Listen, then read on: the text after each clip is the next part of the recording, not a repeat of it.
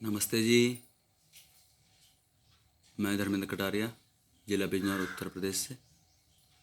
आज आत्म साक्षात्कार के संघ का समाधान नंबर 16 में हम ये जो चित्र देख रहे हैं, इसमें इस व्यक्ति के हाथ नहीं हैं और पैर भी बहुत छोटे हैं, यानी बिना हाथ पैर के ये व्यक्ति है।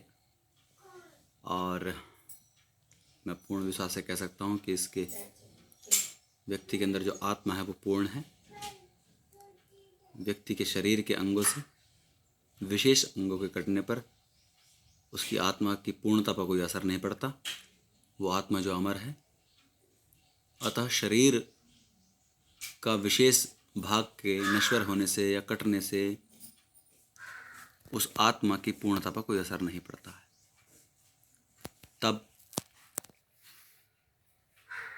जब आत्मा की पूर्णता पर कोई असर नहीं पड़ता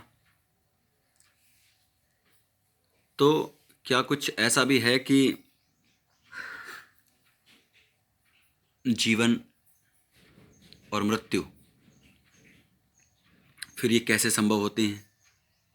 जब आत्मा का प्रकृति से मिलन होता है तब जीवन प्रारंभ होता है, और जब कोई घटना घट जाती है, कोई चोट लग जाती है या उम्र हो जाती है या शरीर रुग्ण हो जाता है, तब वो आत्मा कभी छोटे संगात से और कभी हल्के संगात से उस प्रकृति से अलग हो जाती है और उस शरीर की मृत्यु हो जाती है जो आत्मा रहित होती है। तब जब संघात, कोई तेज चोट चेतना को शरीर से अलग कर देती है, तब मृत्यु हो जाती है।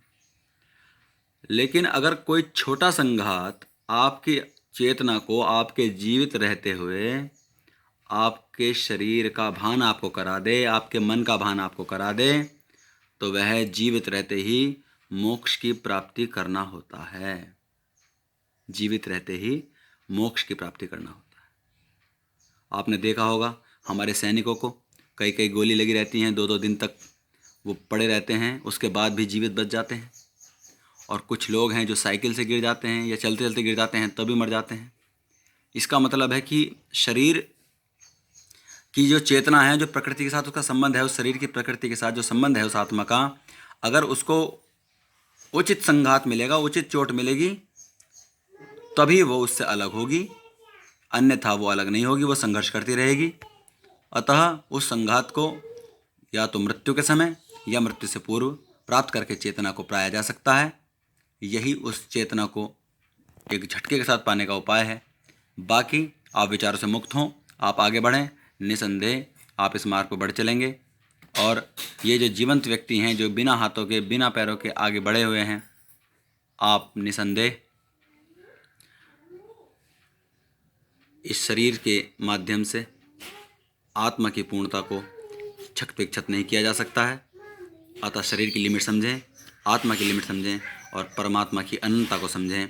मैं यही आपको कहना चाहता हूँ कि जीवन मृत्यु मात्र संघात हैं आत्मा और शरीर के।